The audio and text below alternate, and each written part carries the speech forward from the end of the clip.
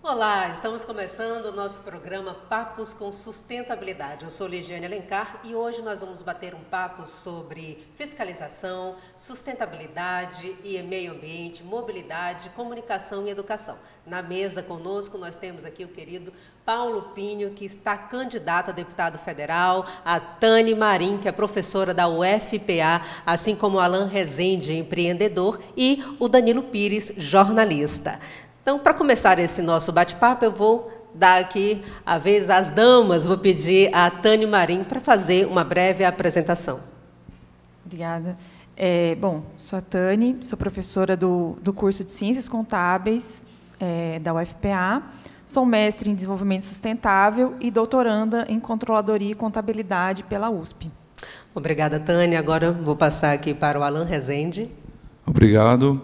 Eu sou Alan Rezende, sou empreendedor, sou formado em administração, também sou consultor em gestão e liderança, e já atuei no comércio, já atuei aqui no estado do Pará em várias cidades, em ações comerciais, e é um prazer imenso estar aqui com o nosso amigo Paulo. Danilo. Bem, eu sou Danilo Pires, jornalista, também tenho pós-graduação em marketing e sou coautor, do livro Papos com Sustentabilidade, com muito orgulho, nosso companheiro Paulo Pinho. E agora sim, o nosso querido Paulo Pinho, que está candidato a deputado federal pelo Pará.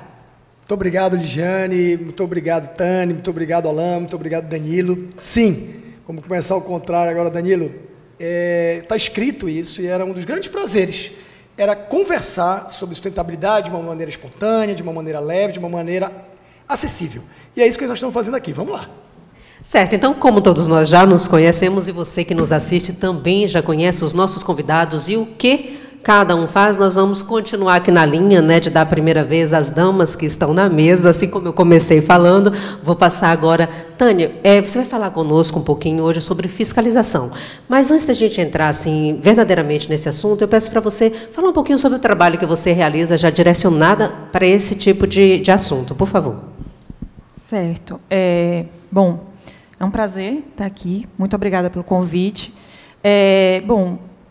Eu leciono algumas disciplinas que têm relação com a governabilidade, Então, contabilidade pública, auditoria governamental, e num dos campos de auditoria governamental, a gente tem o controle social.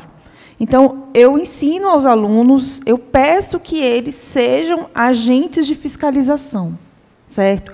Então, eu peço que eles busquem dados no portal da transparência, que eles utilizem aplicativos que são de combate à corrupção, que fiscalizam obras, que fiscalizam a merenda escolar, enfim, dentre outros recursos. Certo, Tani. Agora, já falando diretamente para a gente já começar o nosso bate-papo aqui, como parar em relação ao Brasil, como o Estado do Pará se encontra quando o assunto é fiscalização, é transparência? Bom, os dados, por um tempo, vou comentar um pouco sobre antes da pandemia. Antes da pandemia, o Tribunal de Contas dos Municípios, TCM, ele tinha um selo para o gestor transparente. Então, isso impulsionou a conferir a transparência nos municípios e no Estado como um todo.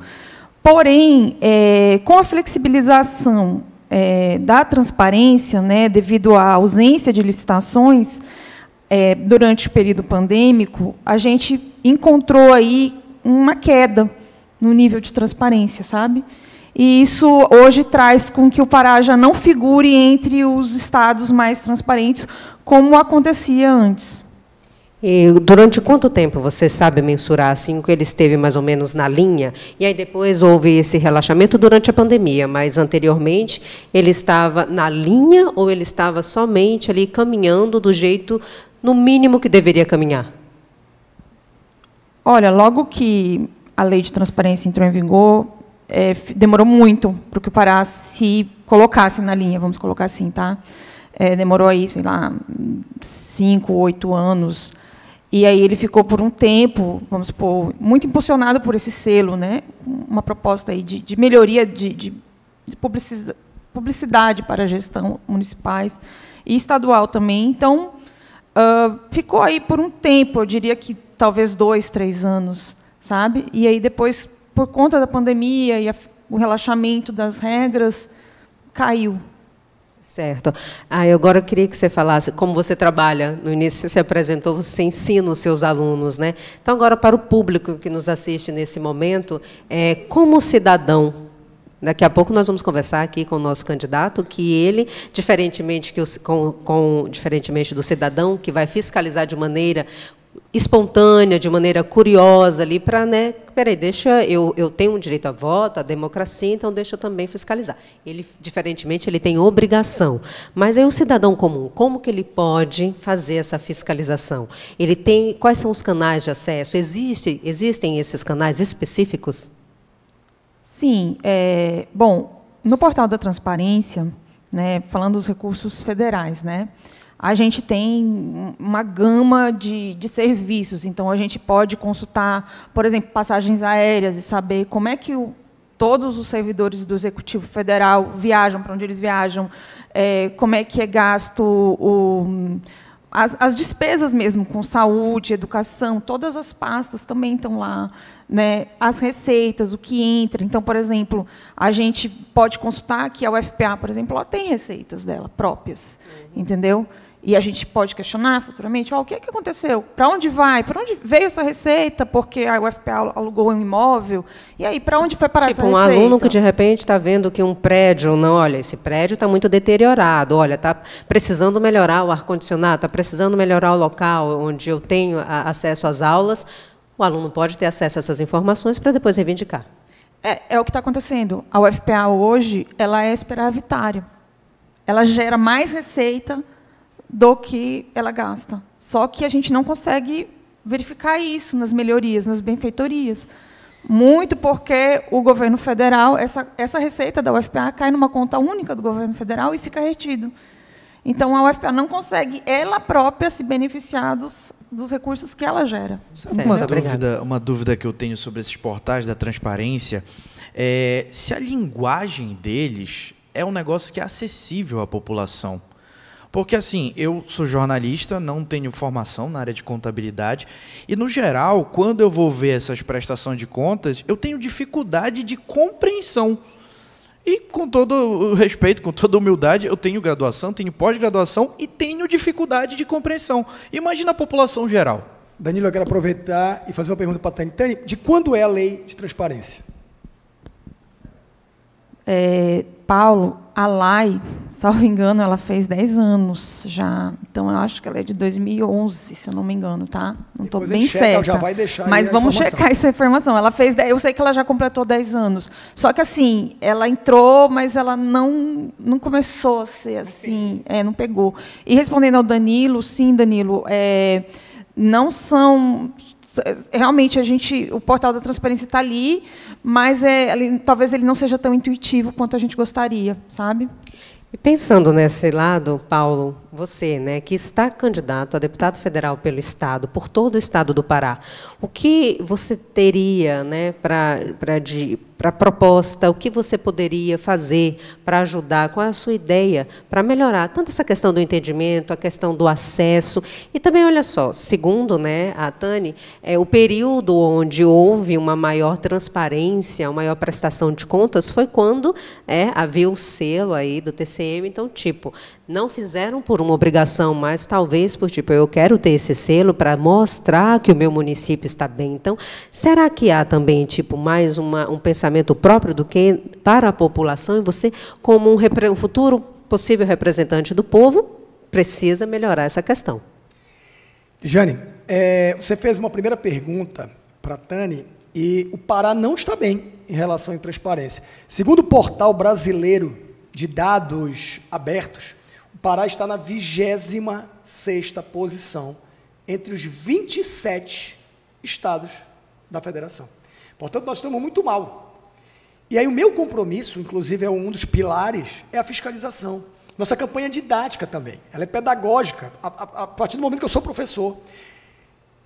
Nós, candidatos, deveríamos saber o papel de cada pleiteante. Então, eu pleiteio a candidatura a deputado federal, cuja principal tarefa, na minha opinião, é a fiscalização, professora. Nós, o Legislativo, temos como uma das funções fiscalizar o poder executivo. E aí eu concluo a minha resposta.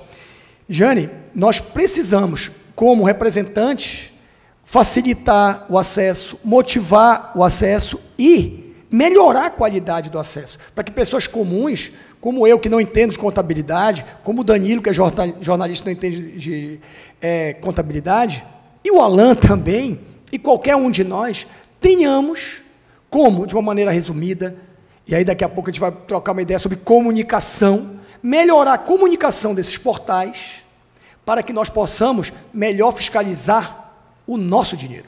Portanto, nosso compromisso 01 é fazer o papel constitucional do deputado federal, que é fiscalizar o Poder Executivo. O Danilo pode, se quiser, já dar uma fala em relação a isso, já que é da comunicação. A transparência não deixa de ser uma comunicação, é uma comunicação obrigatória que deve ser feita, e se comunicar, o padrão da comunicação é se fazer entender. Então, se quem acessa o portal da transparência, que deve ser transparente, não consegue entender, quem está colocando ali não se faz entendido. A questão é, transparente para quem, né?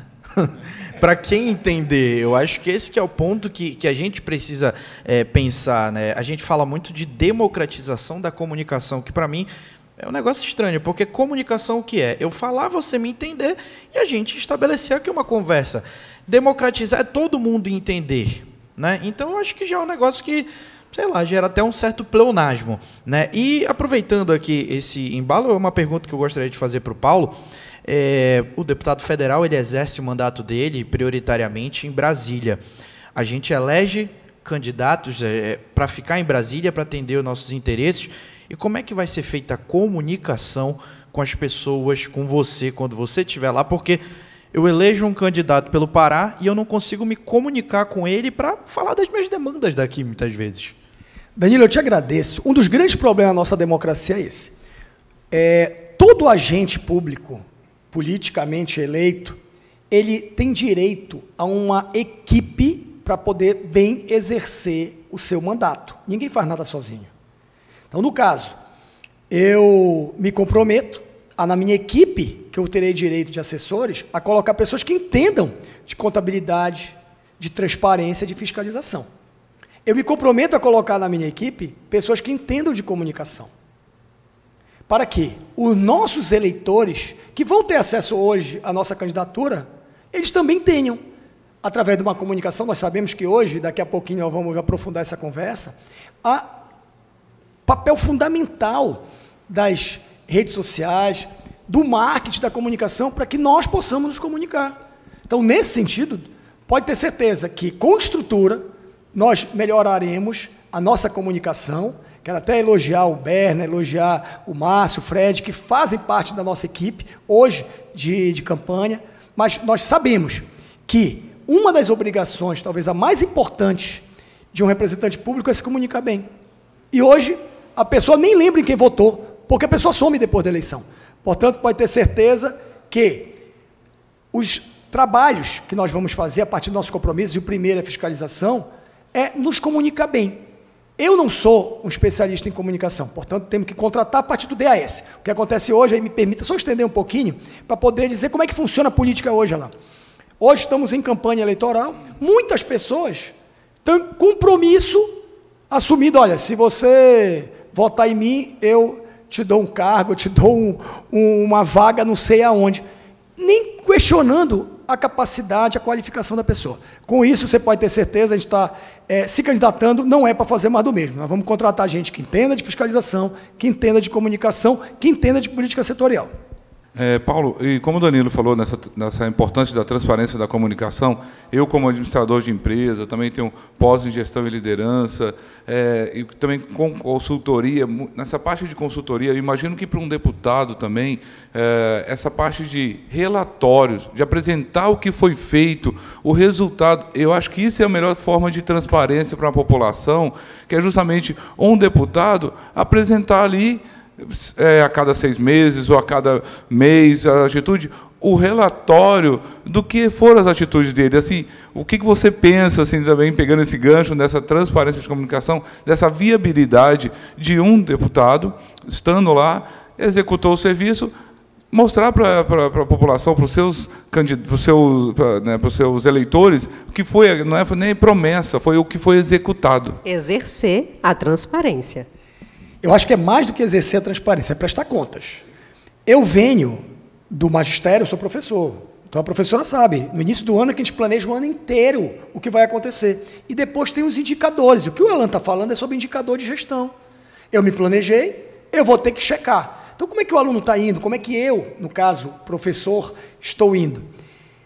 E minha outra atividade, meu outro ramo de atividade é o ramo empresarial. Eu tenho uma empresa chamada Arete Consolidado, já tem 10 anos, estamos abrindo uma segunda empresa. A empresa tem que dar resultado. O representante público tem que dar resultado. E, atualmente, Danilo, às vezes a gente cobra, a pessoa se sente... Oh, que isso? A pessoa que não aguenta a cobrança pública, óbvio, com respeito, ela não é e não pode ser representante público. Meu amigo, é através de ferramentas gerenciais que nós precisamos introduzir, como alguns exemplos já estão sendo dados no Brasil. A gestão pública está melhorando no Brasil porque algumas pessoas entenderam que nós precisamos agir na política. Grandes empresários estão começando a perceber a necessidade de dar sua contribuição. Então, no nosso caso específico, nós temos compromissos. Sendo eleito, nós vamos ter que ter planos de ação, e nesse plano de ação tem que ter os indicadores de sucesso. Por exemplo, já que nós daqui a pouquinho vamos conversar sobre política setorial, infraestrutura num contexto de desenvolvimento sustentável. Eu estou dizendo o seguinte, Danilo, nós queremos contribuir com a erradicação dos lixões no Pará. Digamos que no primeiro ano não aconteceu nada, no segundo não aconteceu nada. Peraí, cadê meu deputado que ia acabar com os lixões? É simples. Então, meu amigo, cadê o plano estadual de resíduos sólidos que ainda não foi votado? Eu estou elucubrando aqui. Não, eu já fiz um ofício, eu já encaminhei para o governador, eu já encaminhei para a Câmara, no caso na Comissão de Meio Ambiente, estou atrás do recurso, prestar conta, aí vem um relatório. Está aqui todo histórico. No dia 1º de janeiro, eu nem sei se é 1º de janeiro que os deputados são empossados, eu acho que não, só o presidente. No dia que eu for empossado, eu vou apresentar os meus compromissos dos 4 anos. E depois eu quero ser cobrado. Isso entra na questão também de como você vai se comunicar com o seu eleitor, que o Danilo levantou agora há pouco, e a questão de como o eleitor vai ter acesso para fazer essa cobrança. Porque muitas das vezes o eleitor, essa pergunta que você fez, cadê o deputado que prometeu que vai erradicar com lixo? Tá. Ele pode se fazer essa pergunta, mas aí ele vai saber onde eu posso fazer essa pergunta para ele. Essa pergunta vai chegar até ele, isso entra também na questão da comunicação que o Danilo levantou. Eu vou passar agora aqui para a Tânia, que quer levantar uma questão, quer fazer uma pergunta para o Paulo, ainda relacionada sobre a fiscalização. Na verdade, e transparência. É um pouco do que o Paulo falou agorinha, que é sobre a gestão, né? Que alguns parlamentares têm se modernizado aí quanto à gestão pública, e em alguns parlamentares, Paulo, eles têm feito uma maneira de economizar, né? Economizar, porque se você é eleito, você tem o teu salário e mais 25 assessores, né? Fora a verba de gabinete, entre outras coisas, né? Então, tem alguns parlamentares que vieram com uma iniciativa de fazer um gabinete compartilhado.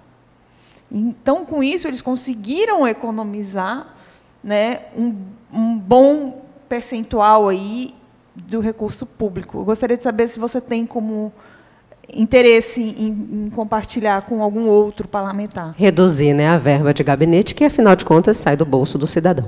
Tani, eu tenho uma verdadeira aversão a desperdício. Eu trabalho com resíduos. O primeiro norte, o primeiro valor é reduzir. Nós sabemos que, minimamente, nós precisamos de recursos, principalmente humano, por isso que eu comentei que nós queremos e vamos convidar pessoas qualificadas em cada área dos nossos compromissos para poder assumir os cargos. Eu, respondendo objetivamente a tua questão, eu já acompanho algumas candidaturas muito interessantes. Você está aqui o Rigoni, que é do Espírito Santo.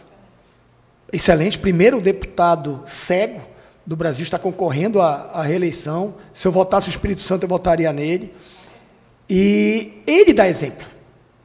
E aí eu aproveito essa tua colocação para dizer que, assim como o Rigoni, outros parlamentares, eu estudei na cadeira do mesmo jeito que eu estou sentado ao lado da senhora. Eu, antes de me candidatar, eu fui estudar do lado do Rigoni, da Tabata Amaral, da turma do Novo, que estão, na prática, modernizando a gestão pública, inclusive, Danilo, economizando os recursos. O que dá para economizar tem que ser economizado e mostra em relatório. Presta conta. Então, repito, Tani, nós não estamos nessa para fazer mais do mesmo, nós temos exemplo, eu estudei no Renova BR, eu estudei na RAPS, e nós sabemos como, o que é necessário e o que é excesso. O excesso nós vamos cortar.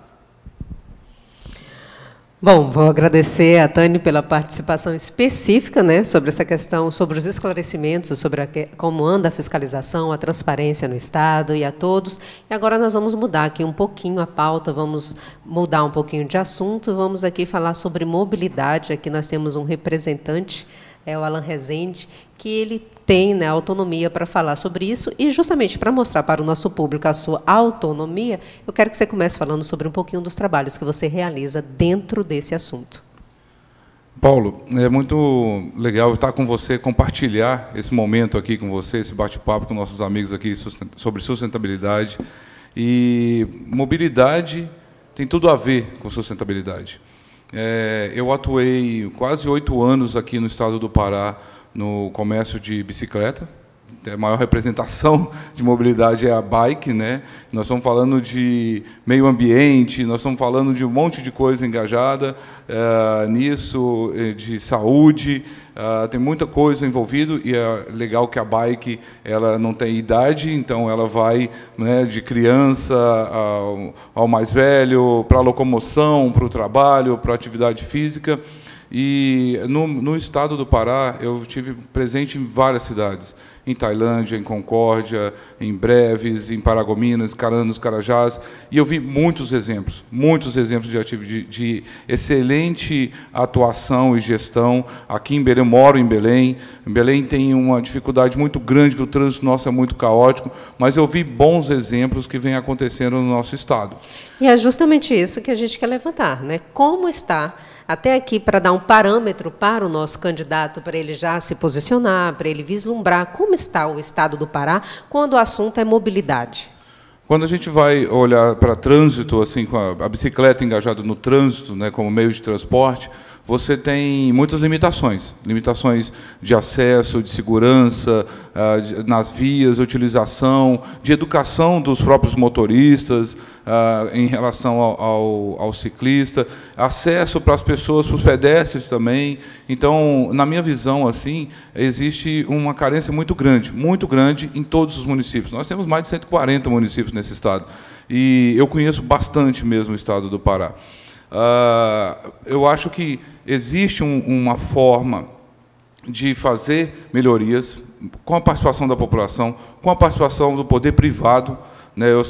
Você me conhece, eu sempre defendi essa bandeira, que a população, o setor privado e o poder público são as soluções para essas rotinas, para esses problemas do dia a dia, e principalmente um representante do povo que esteja lá olhando para essas atividades. Isso é fundamental, e trazendo soluções. Então, por isso que você sabe, eu acompanho a sua carreira e esse momento e há muito tempo, e é um prazer imenso estar do seu lado. Mas a gente tem aqui situações que tem que trazer à tona, como a capital, nossa capital, é muito carente. Recentemente teve até uma denúncia de grupos de ciclistas, aqui um grupo muito sério, aqui, ativistas aqui em Belém, que estavam falando assim, pare de fazer ciclovias, estavam pedindo para parar de fazer ciclovias e ciclofaixas, porque elas não davam em nada. Não davam segurança, você não chegava a um local, você não tem fiscalização, é muito buraco, é entulho, aí coloca numa rua e as pessoas não respeitam. Então, ele falou, para que você está botando em risco a vida dessas pessoas, ao invés de trazer soluções? Isso foi uma situação impressionante. Agora, eu fiquei surpreso, por exemplo, em Caranos dos Carajás. Eu já ia perguntar, não tem um exemplo bom? Tem muitos exemplos, mas Caranos dos Carajás fizeram recentemente, nos últimos anos, e agora estão ainda fazendo lá umas vias, um planejamento de uma estrutura todo que contempla não só ciclovias, né, áreas para os pedestres. E aí, Paulo, assim, a sua experiência, você que conhece também muito bem o Estado, eu queria que você completasse com a gente um pouco sobre isso. Só aqui, já puxando aqui mais ou menos o assunto, Canaã dos Carajás tem à mão, né, todo esse trabalho, graças a Deus, um trabalho positivo aqui no nosso Estado, tem à mão aqui do querido Paulo Pinho. Tani, tem a mão, tem o cérebro, tem o suor, porque nós tivemos a honra de dirigir o Plano Municipal de Saneamento Básico. E, Alain, a nossa proposta é exatamente essa, prover infraestrutura para o Estado do Pará a partir de um contexto de desenvolvimento sustentável. E aí, tu falaste de autonomia, quero dizer que esse cara que está aqui na nossa frente é uma das maiores autoridades nessa parte de mobilidade, porque além dele estar literalmente do outro lado do balcão, que era como comerciante, ele também é uma pessoa que promoveu vários eventos e é ciclista. Ele comentou uma coisa que é fundamental. Se você não planeja corretamente, as ciclovias não estão articuladas. Então você começa a gerar um problema. Você citou, né, que são mais de 140, são 144 municípios, exatamente. Eu tenho a honra, né, de ter lançado em vários municípios o Papo com Sustentabilidade, que o Danilo já comentou, onde nós tivemos encontros para conversar com as pessoas de cada município, já foram mais de 30, e nosso compromisso é ampliar isso, Danilo. Nós vamos até os municípios para poder conversar sobre infraestrutura a partir do contexto de desenvolvimento sustentável. E aí, olha a importância. Tani, ele citou várias coisas. Se você planejar bem, aí eu estou falando de logística, a gente está falando, inclusive, de energia. Economizar energia. Nós temos um dos piores transportes públicos de massa do Brasil. Eu não estou falando só da capital. Às vezes, o ônibus que não presta no Rio de Janeiro é vendido para Belém, aí depois é vendido para Salinas, que depois ele vai ser enterrado não sei aonde aí no Pará. Esse tipo de coisa que tem a ver com fiscalização, que é a qualidade do serviço público. Está vendo como tudo que existe, coexiste? Essa é uma das máximas do desenvolvimento sustentável. Então, vamos lá agora para poder responder objetivamente. Nós precisamos, urgentemente, esse é um dos nossos compromissos, de um plano de desenvolvimento sustentável para o Estado do Pará. Nós não temos este importante documento para nortear, Danilo, todas as ações públicas, na área de comunicação, educação, política setorial, inclusive de transparência. Nós precisamos adotar o exemplo, por exemplo, de Canaã dos Carajás, que, a partir de um plano municipal de saneamento básico, articulou com o plano municipal de mobilidade, com o plano diretor, para poder entregar serviço de qualidade e não ficar naquela história que é muito comum. A pessoa prepara uma via, depois vem um buraco, porque vai vir um outro serviço que não conversou com a outra pasta de um determinado ponto. Portanto, nossa solução é aumentar a qualificação dos servidores públicos, no poder público estadual, no poder público municipal. Professora, nós precisamos fazer concursos públicos. A senhora sabia que 70% dos diretores são indicação pública, indicação política? É esse tipo de probleminha que vai se acumulando, Danilo, e a gente não entende por que o Pará não se desenvolve na velocidade que deve, por conta desses pequenos entraves, Alain. Então, a partir do planejamento, depois tem que ter qualificação dos recursos humanos para poder prestar conta, para poder, através de monitoramento constante, chegar aonde o plano está dizendo que tem que chegar. E aí eu juro que eu concluo. Então, por exemplo, existe a malha cicloviária no Pará, isso aí nós precisamos levantar, que primeiro ninguém sabe quanto é. A partir disso, quanto nós queremos a partir daqui a 1 ano? E daqui a 5 anos? Então, é planejamento, execução e monitoramento. Certo. Eu vou passar a bola aqui rapidinho para o Danilo, porque, na minha opinião, também a questão do trânsito aqui em Belém, no Pará inteiro, envolve um pouquinho da educação, né? A pessoa que está ali, o motorista, o ciclista, o pedestre, ele precisa ter mais consciência, ele precisa ter mais noção, ele precisa que haja uma maior educação e formas de educar em massa não deixa de ter a necessidade de que a comunicação ajude, certo, Danilo? Queria que você fizesse um apanhado sobre essa questão, né, da educação no trânsito com a ajuda da comunicação, e eu acredito que você tem também uma pergunta aí para o Alan. Certamente. A gente está aqui com professores, né? E eu sou filho de professores, eu não tenho como fugir desse tema educação. E eu acho que é a base, né? O Alan falou um ponto que é interessante: educação dos motoristas para entender e respeitar a bike. Eu vou falar uma situação, um exemplo pessoal. No carro, o meu filho, agoniado, né? Eu parava no sinal, ele falava, vai pai, vai pai. Aí, para ele parar, eu expliquei para ele o sinal verde e o sinal vermelho. Filho, no sinal vermelho, o carro para, no sinal verde a gente vai. A partir do momento em que eu eduquei ele e ele entendeu aquilo, ele me fiscaliza. O meu filho me fiscaliza. Porque quando eu saio à noite com ele, naquele momento que muitas vezes você está com medo, e você olha para um lado, olha para o outro e passa no sinal vermelho, ele, pai, está vermelho. Então, está vendo uma relação tão simples de algo que a gente vai falar daqui a pouquinho, né? Da base, de você passar a educação na base, e essa base te fiscalizar com 2 anos e 8 meses, entendeu? Então, esse eu acho que é um exemplo perfeito. E quando a gente fala de mobilidade aqui no nosso estado do Pará, esse é um ponto que eu, de novo, vou fazer uma propaganda obrigatória, tá? Do nosso livro Papos com Sustentabilidade. Porque tem um dos temas que eu mais tenho orgulho de ter tocado aqui com o Paulo, que no nosso bate-papo ele durava 15 minutos, mas que dava aquela sensação que se fosse 1 hora ia ser pouco, que podia ser num churrasco, né, para ser mais tranquilo. Vamos marcar, né? Tá aí, próximo a gente grava na beira de um fogão, né, de um fogo. Então, um dos papos que eu tenho mais orgulho de ter tido com o Paulo foi um papo que eu falei para ele, Paulo, a gente está numa cidade que a gente olha para todos os lados de prédios altos, a gente tem rios. E quando a gente aumenta, vamos dizer assim, a nossa lupa, a gente traz um pouco mais, falando do estado do Pará, é um estado que tem uma vocação natural, né, para a utilização de rios, seja para a mobilidade de uma cidade para outra, seja para o comércio, né? A gente que tem rodovias que são tão sofridas, né, federais, estaduais, e a gente sabe que isso acaba que encarece lá na ponta. Enfim, o que a gente pode fazer também para a gente assumir a nossa característica amazônica e utilizar esses rios para a nossa mobilidade? Alan e Paulo, acho que isso é uma pergunta compartilhada. Eu acho, Danilo, é muito legal, assim, essa observação que a gente precisa ter, né? Eu acho que essa observação que os nossos líderes precisam ter. Não pode ter a limitação de querer apenas criar soluções nas ruas para os carros, para os veículos, não é só veículos.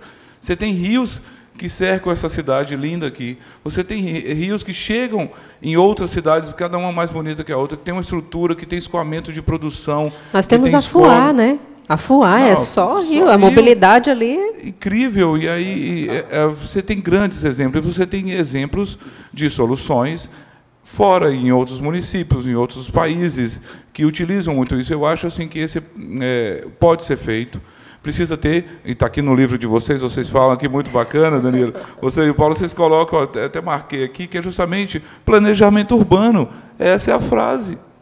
O planejamento com uma execução e com acompanhamento de liderança.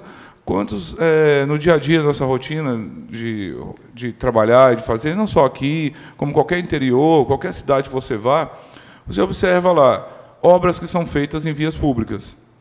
Obras que são feitas em calçada, nas ruas e tudo. E aí você vê a qualidade daquele asfalto, daquele tapa-buraco, daquela obra, e aí aquilo ali acaba com uma rapidez tão grande. E esse é dinheiro público jogado fora.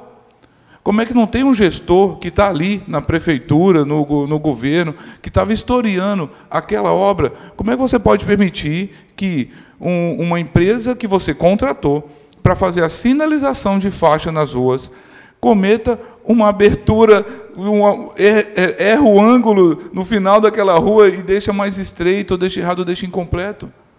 Cadê a fiscalização? Ele não é obrigado a refazer aquilo? Se é contratado para tampar uma faixa, mudou a faixa de pedestre de local, e aí você chega naquela rua, tem 2 faixas de pedestre, você não sabe qual respeita. Aí você provoca um acidente de trânsito. Gente, como é que a gente pode aceitar isso? E aí, Paulo, é dever também do nosso deputado dessa fiscalização, atuação? Até porque está como candidato a deputado federal, como bem disse o Danilo, é um cargo para Brasília, mas morará lá se fizer opção. Você pode ir apenas para participar, né, das sessões, estar ali apresentando suas propostas, mas você pode, sim, se manter aqui no seu estado, se manter no Pará, continuar viajando, visitando aí os municípios e, claro, fiscalizando, e aí vem mais uma. Fale um pouco mais das suas propostas para melhorar essas questões em todo o estado. E, assim, custa caro? Será que custa tão caro melhorar e investir? E aí, tem dinheiro para isso? Ligiane, eu vou aproveitar essa tua pergunta para responder uma pergunta muito comum, Danilo, que ficam perguntando: Paulo, por que tu vieste a deputado federal e não a deputado estadual? E aí eu vou te falar uma coisa, Ligiane, às vezes o barato sai caro. Então, primeiro, depende, sai caro. Então, uma estrutura de logística para a Amazônia, sim, custa caro. Erradicar todos os lixões do estado do Pará, sim, custa caro. Mas muito mais caro é conviver com 500 lixões nos 144 municípios do estado do Pará. Primeiro ponto é esse. E aí o Danilo me perguntou, em relação ao Alan respondeu, agora eu gostaria de falar mobilidade a partir dos rios, que tem a ver com essa minha decisão de vir a deputado federal. Danilo, a minha formação, ela me levou a discutir assuntos internacionais e nacionais. Então, eu sou doutor em ciências ambientais, e tem aquela história, quem muito foi dado, muito será cobrado.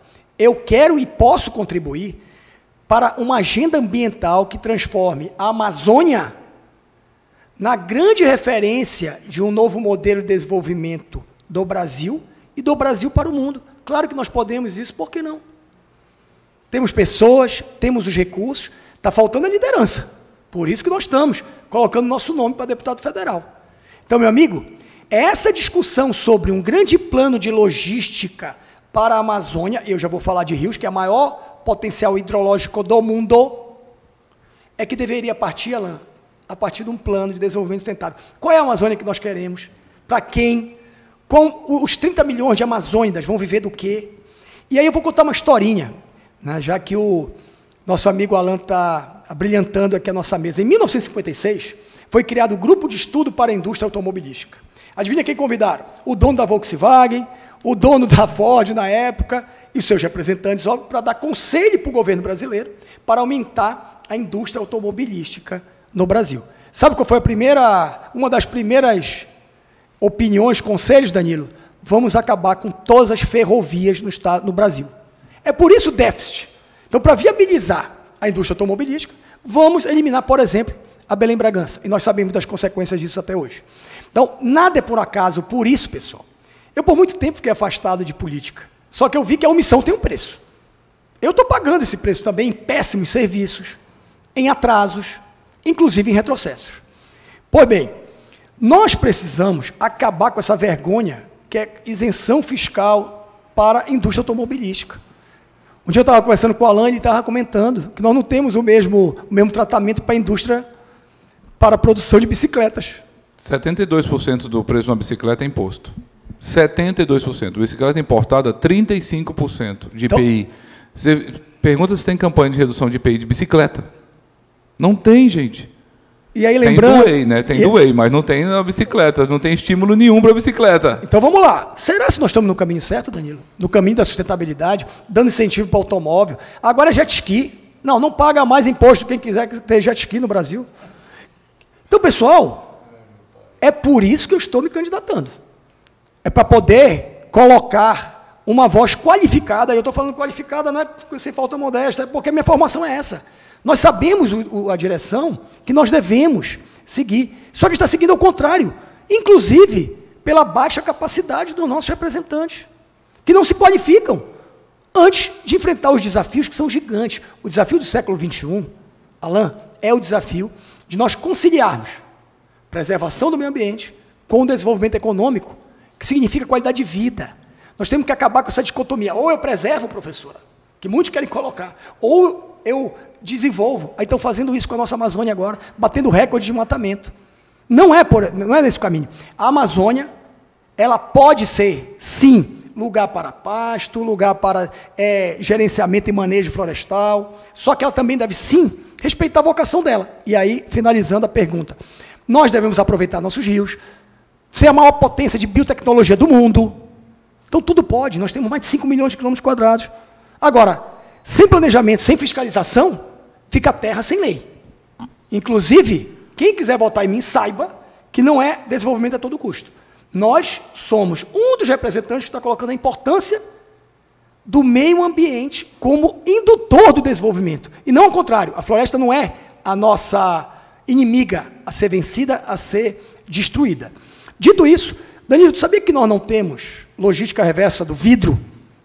Se quebrar esse vidro aqui, tu sabias que nós não temos uma indústria de reciclagem de vidro aqui?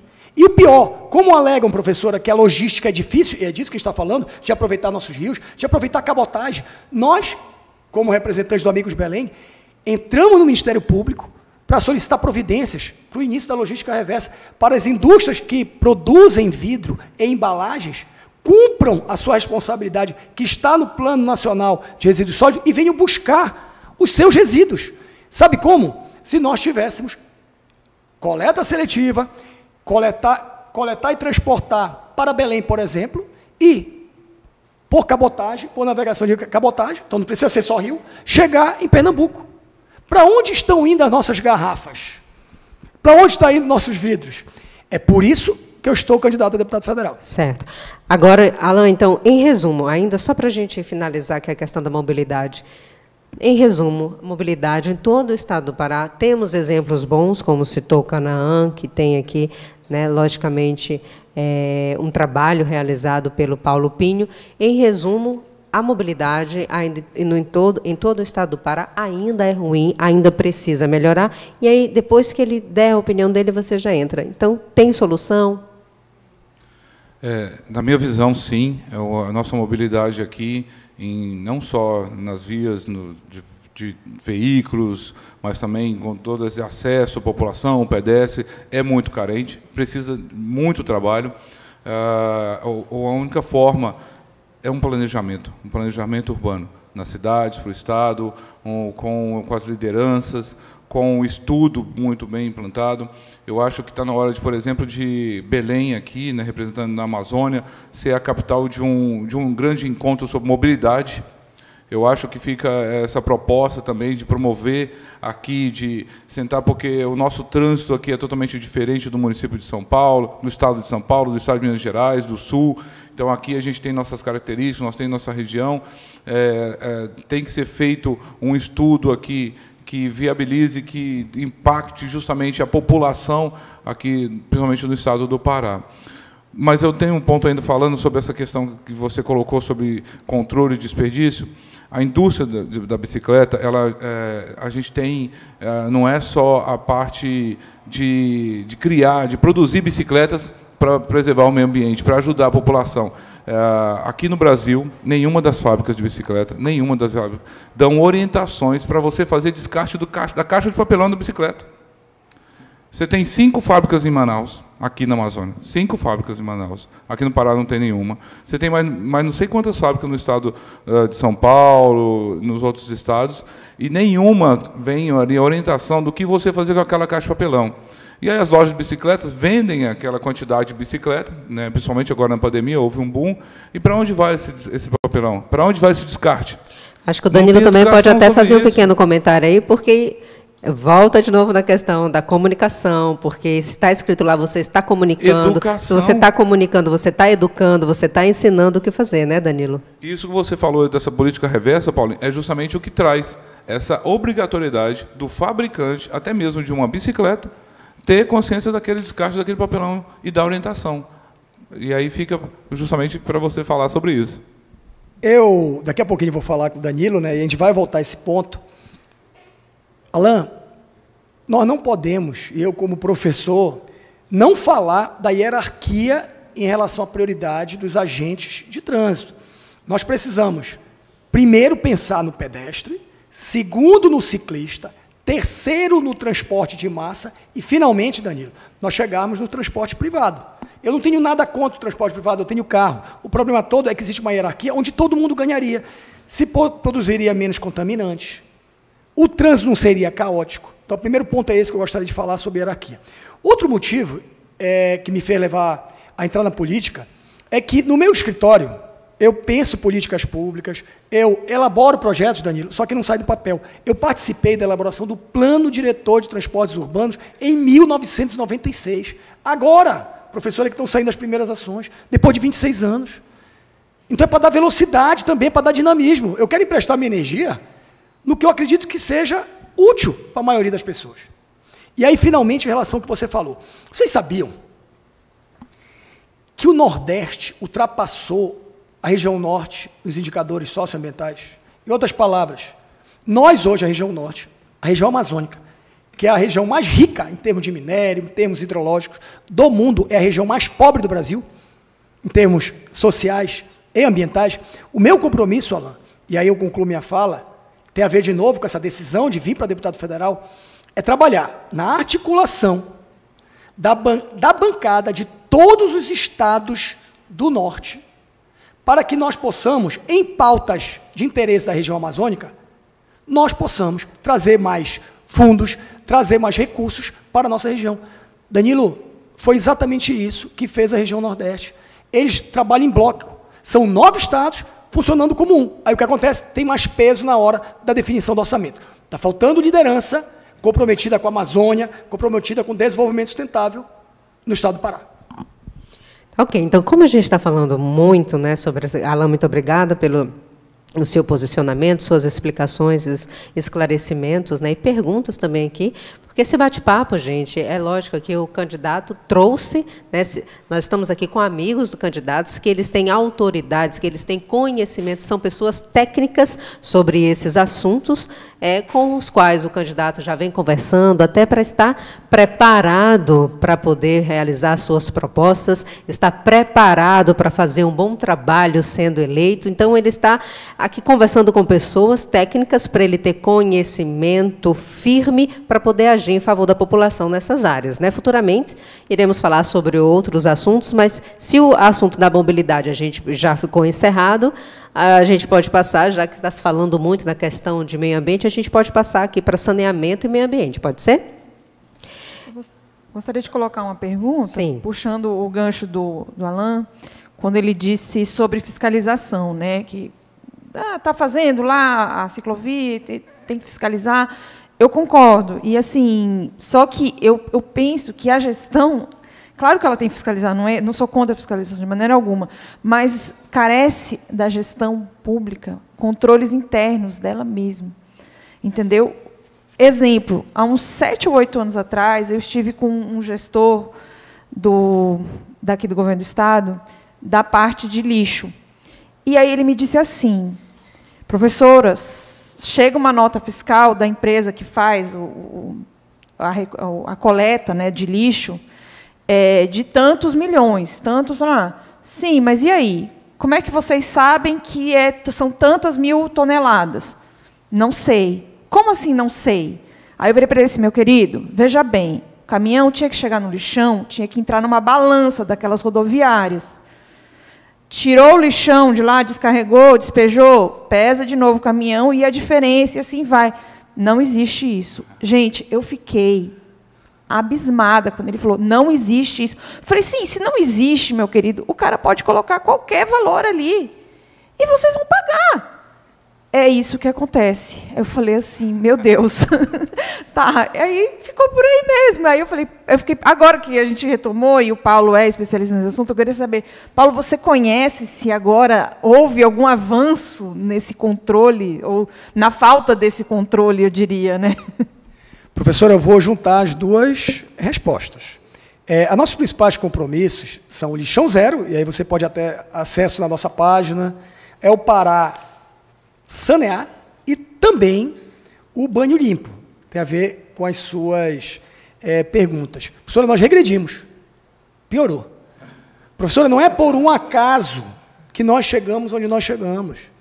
Então, lembre como tudo está conectado. Há pouco eu defendi a necessidade de nós investirmos fortemente em servidores públicos qualificados nos 3 níveis de governo.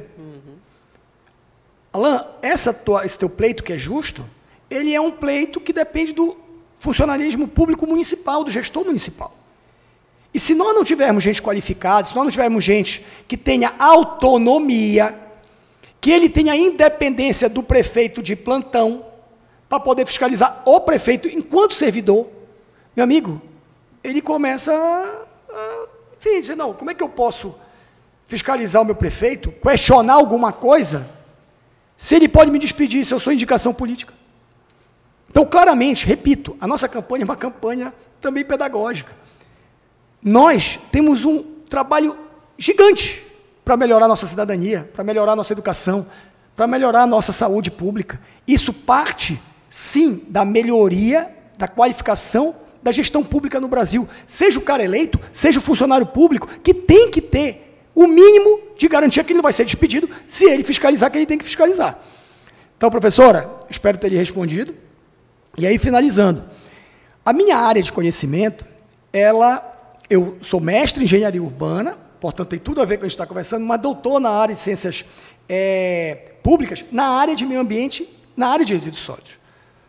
Por isso que eu lhe respondi, piorou, em algumas áreas nós regredimos. Existiam alguns aterros sanitários no Pará que voltaram a ser lixão.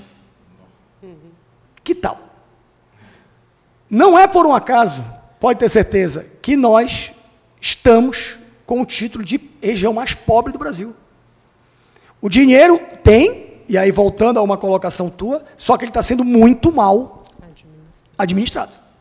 Porque nós, amazônidas, poderíamos estar num outro patamar de qualidade de vida, se o dinheiro fosse mais bem empregado. Só para concluir, a gente tem, né, no Pará doenças que, se você fala para um médico de São Paulo, ele disse, não, isso já foi erradicado. Eu falei, não, mas febre tifoide aqui existe. E ela é consequência de não haver saneamento. Né? Então, assim, exatamente. Uma vez que você combate o saneamento, automaticamente você está dando braço para a saúde pública. Então, é aí que nós vamos entrar. Né? Pois é só um parênteses, não é combater o saneamento, eu entendi, é combater a ausência. Isso. Então é só esse parênteses, combater a ausência de saneamento. Então é que nós vamos entrar. Agora nós vamos voltar para a questão da comunicação e da educação, mas assim, nós vamos entrar nessa questão, então, do saneamento, né? Questão de saúde. O saneamento, ele gera qualidade de vida para a população. E aí, quando se fala muito em saneamento, quando se fala muito em política e o saneamento, às vezes a população fica, é só fazer. Isso é o básico, o saneamento básico. Então, para deixar esclarecido mesmo, qual a importância de políticas públicas voltadas especificamente para o saneamento que gere e que garante a qualidade de vida da população?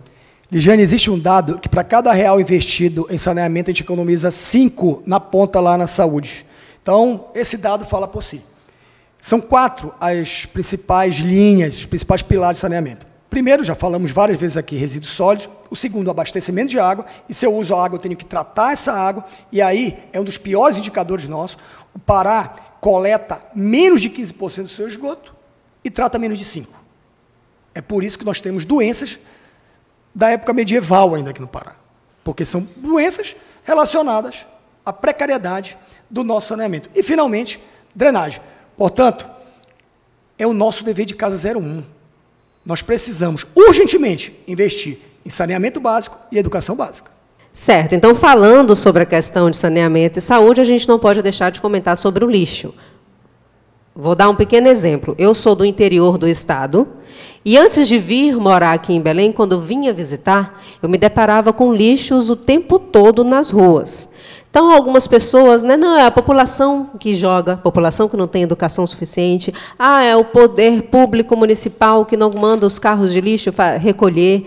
E isso também é uma realidade que no interior nós temos, de certa forma, porque a quantidade de caminhão de lixo para fazer recolher o lixo é pequena, então demora, né? Tem dias específicos, eles marcam, em tal dia a gente está em tal rua, enfim. Não tem como, vou passar aqui para pedir ao Danilo para fazer um breve comentário, porque não tem como você falar nessa questão do lixo nas ruas sem falar sobre a questão da educação. né? A população também precisa ter essa consciência de que o lixo nas ruas provoca a falta de saúde, provoca doenças, e, além de tudo, a educação de que não faça isso. Não é correto você pegar, como você deu um exemplo agora há pouco, pegar um sofá que você não quer mais e jogar ali no meio da rua, porque lá não é a sua casa. Então, assim, é claro que essa educação, saneamento básico, educação básica, tem que se começar na sala de aula, né? Então, ali nas escolas municipais, nas escolas estaduais, o governo tem que trabalhar, que manter, que garantir essa educação básica, assim também como a forma de se comunicar, de educar a população em grande escala, de educar quem já saiu da escola, um adulto que está lá na sua casa, é através de comunicação. Eu acho que assim, a gente não vê da mesma proporção que a gente vê o lixo espalhado na nossa capital e até nos interiores, a quantidade de comunicação para você mostrar o quanto que aquilo dali é prejudicial para você, né? E como a gente falava nos bastidores, a gente não tem a consciência da cidade como parte da nossa casa. A gente, por exemplo, deu o exemplo do sofá, que eu troco um sofá da minha casa, o sofá antigo eu não quero ele mais na minha sala. Aí eu pego e jogo ali num canto onde todo meu bairro joga o seu lixo, o seu aterro, porque eu não tenho a consciência de que a rua faz parte da minha casa. E de que forma que a gente consegue trazer essa consciência? Com comunicação, com educação. A gente pode atingir, claro, as pessoas, vamos dizer assim, economicamente ativas, né? Mas eu acho que a grande solução é a gente ir para a base, e eu, quando vi o plano aqui do Paulo, fiquei muito feliz quando eu vi a questão da educação básica sendo atendida, né? E é interessante, eu sou filho de professor de história, né? Então eu fico fazendo algumas lembranças. Tempo de Antônio Lemos, em Belém, Belle Époque, né? Belém era conhecida como Paris na América, uma cidade limpa, uma cidade que era evoluída, que tinha ali uma Praça da República, que tinha, né, um Teatro da Paz. E quando a gente vai entender essa Belém, quando a gente vai ler, vai estudar, a gente vê que ali tinha um trabalho de conscientização, educação e fiscalização no tempo de Antônio Lemos. E aí eu paro para pensar, o Paulo acabou de dizer que a gente regrediu na coleta do lixo, a gente regrediu do Antônio Lemos para cá na nossa comunicação também. E a gente está numa era de redes sociais. Comunicação ativa. Né? A gente está numa era de redes sociais que todo mundo, assim, no geral, tem acesso. Agora, esse é um outro ponto que a gente também precisa conversar. A rede social é importante, é uma nova ferramenta que a gente precisa utilizar para falar com esses mais jovens, mas a rede social não garante tudo, ela não resolve porque ela não tudo. chega em todo lugar. Perfeito, ela não é única, né? A gente está falando de um estado que a gente tem dimensões gigantescas e que a gente não consegue chegar com rede social no ribeirinho, né? A minha família, a origem dela do lado do meu pai é de Abaetetuba, de Braço de Rio, do lado da minha mãe é do Marajó, do outro lado, que é do Afuá, que é mais perto do Amapá, essas pessoas não têm acesso a redes sociais. Então, como é que a gente vai conseguir chegar nesse povo? Educação básica. A gente transformando isso em trabalhos das escolas. E assim, é interessante que a gente já falou de vários temas, e esses temas vão rodando falando de comunicação, né? Sim. A gente já falou de fiscalização. A comunicação está em tudo, a fiscalização está em tudo. Tá tudo seguindo, né? E aí, por exemplo, fiscalização. Como é que é a linguagem dos portais de fiscalização, né? O Paulo citou aqui a questão da gente estar na região mais pobre, né? E isso eu acho que é relevante, é assustador, porque o mundo olha para a gente como uma região rica. Mas é uma região rica que as pessoas que moram nela são pobres? Por quê? De que maneira isso acontece, né? Então, essa conscientização da educação do motorista em relação à bike é lá na base, né? Essa questão, por exemplo, queima de lixo, isso é um negócio que é cultural, né? É cultural. Mas a população sabe o quanto que isso daí é relevante, sabe? Essa queima do lixo, o que isso pode trazer? E nesse contexto de uma região pobre, a gente está do lado aqui de um cara que, né, está flutuando no meio dos empresários e tudo mais, né? O empreendedorismo sendo levado para essa molecada, você comunicar sobre o que é empreendedorismo, já que ele falou das oportunidades que nós temos né, em cada região do nosso estado, né? Então, assim, eu acho que essa comunicação ela ajuda a formar novos paraenses, ajuda a gente se entender e se enxergar como amazônidas, que a gente não tem muitas vezes essa visão. E eu acho, Paulo, que isso é importante, a gente também mexer com esse nosso brilho, com essa nossa identidade amazônida, porque quando a gente se enxerga parte de algo, os nordestinos têm muito isso.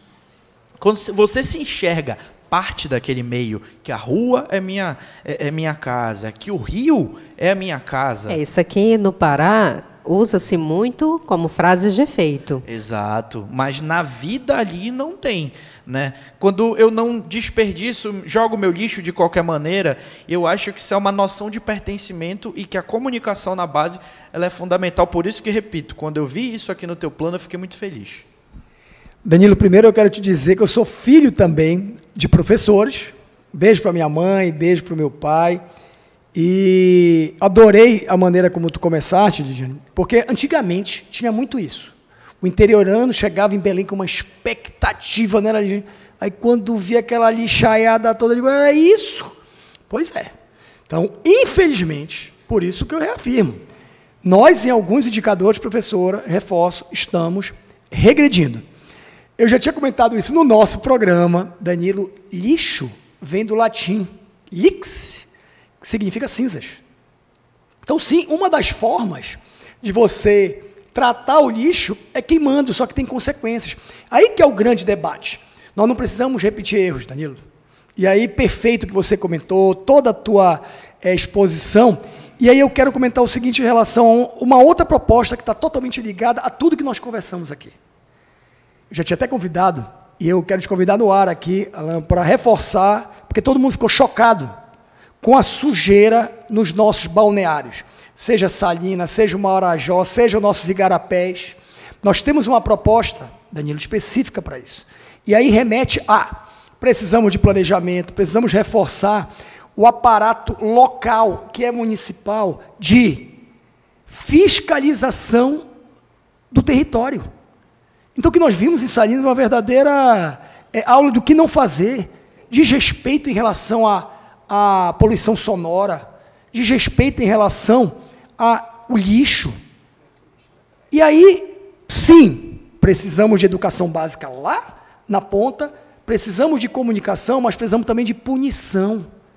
Para aquelas pessoas que não aprenderam a lição, que é multa, isso aí não é nenhuma novidade nenhuma. Se você ultrapassar o limite de velocidade, você vai ser punido.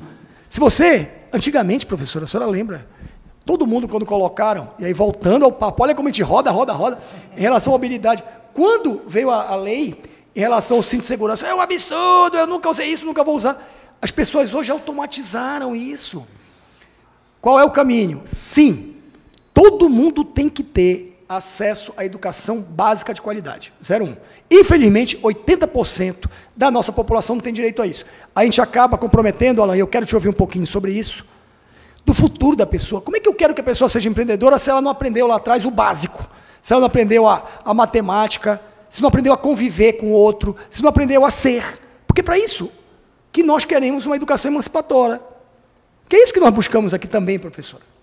E às vezes a gente está no ensino do terceiro grau, da pós-graduação, e a gente percebe as vulnerabilidades de quem chega. Finalmente, se a educação básica, se a comunicação não conseguirem atingir os seus objetivos de civilidade, de cidadania, nós precisamos sim de fiscalização e punição, porque eu não posso ver o meu direito desrespeitado, e é o que nós estamos vendo também no litoral, e eu não tinha falado ainda no banho limpo, que tem tudo a ver com isso, tem a ver com mobilidade. Nós temos algumas praias onde os carros chegam, por exemplo, Salinas, mas não só, e nós vimos, ainda estamos impactados com aquelas cenas horrorosas em relação ao nosso convívio mútuo, onde todos nós saímos prejudicados pela nossa ausência de saneamento, ausência de regras de fiscalização de um Estado forte, seja no município, seja no Estado, seja na União, onde os funcionários públicos sabem o seu papel, têm autonomia para fiscalizar. Portanto, repito o que eu tinha comentado há pouco, tudo que existe, coexiste. Fiscalização, mobilidade, educação, saneamento. E esse tipo de integração de políticas públicas é um dos meios para se atingir a sustentabilidade. Quero te ouvir um pouquinho, Alan, em relação a isso. Como a carência da educação básica compromete os jovens que tu agora está tentando capacitar, tanto empreendedorismo quanto liderança? Paulo, muito bacana essa fala do Danilo, a sua. Nós temos aqui, em meio a todo esse caos, vamos falar assim, oportunidades. Nós estamos na Amazônia, né? O mundo inteiro está de olho aqui na Amazônia, e os nossos jovens aqui que vivem na Amazônia têm oportunidade de mudar esse resultado, assim como bons políticos, como pessoas que a gente quer que estejam lá na frente, que nos representem, que façam ações, que façam o mínimo, né, de acompanhamento. E existe, sim, para o jovem hoje, para o jovem empreendedor, muitas oportunidades. Oportunidade de trabalhar com a floresta em pé, né, com os frutos, com o crédito carbono. Você sabe a potência que o Pará é nesse tema. A gente precisaria de um outro debate, um outro dia de debate só para falar de crédito carbono. A gente sabe da importância que tem de oportunidade de tratamento de lixo, de campanhas, e eu sei que você, e eu queria ouvir de você também, os bons exemplos que a gente tem, que você fez muito trabalho com essas campanhas de coletas com associações, com instituições.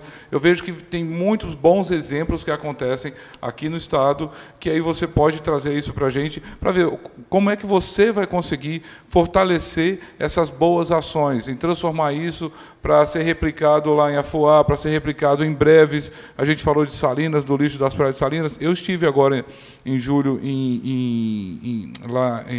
no Marajó. Meu amigo, foi muito mais decepcionante do que Salinas.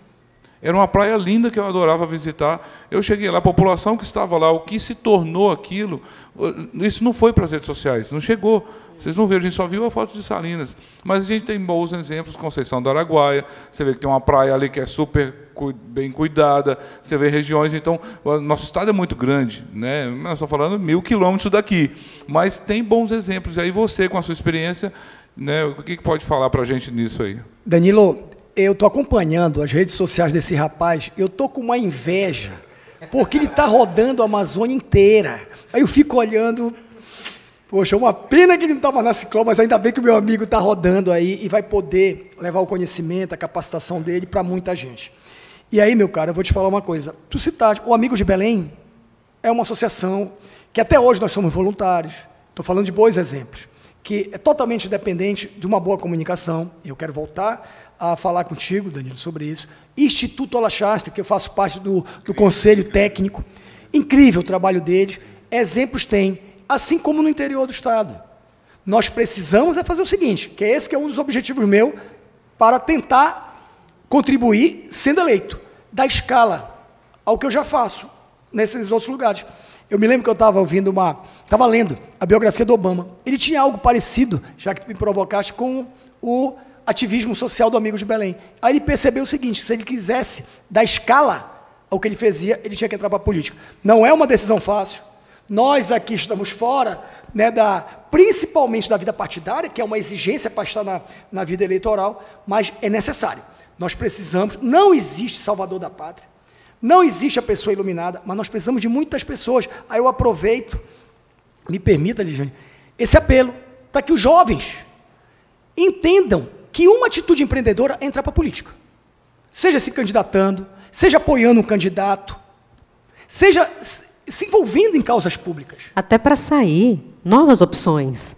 Porque, às vezes, é o tempo todo ali na mesmice, as pessoas com as mesmas estratégias, alguns que já viraram profissionais políticos, estão ali já acomodados, já sabem ali a manha de como ganhar todo o pleito, e aí fica na dele durante todo o seu tempo, e na hora ele já sabe o que ele tem que fazer e não faz nada pela população. Então, se apresentar, são novas opções. Com certeza. Educação básica é fundamental. Só que eu gostaria de ouvir um pouquinho mais o Danilo em relação às estratégias mesmo. Eu citei, né, eu acompanho essas viagens em relação às redes sociais. Claro que tem os prós e os contras, como em todos os lugares. Eu entendi a tua fala e concordo, no sentido de complementariedade, né, que foi exatamente, né, o que a Ligiane comentou, mas nós precisamos nos comunicar melhor. Nós, enquanto empreendedores sociais, nós, enquanto classe política. Teve um termo que eu usei aqui no início, que eu falei que eu acho ele até meio que um pleonasmo, que é a democratização da comunicação. Mas esse é um termo que ele acaba sendo muito utilizado, porque, assim, a gente, da mesma forma como nós temos vários Brasis, nós temos vários Parás.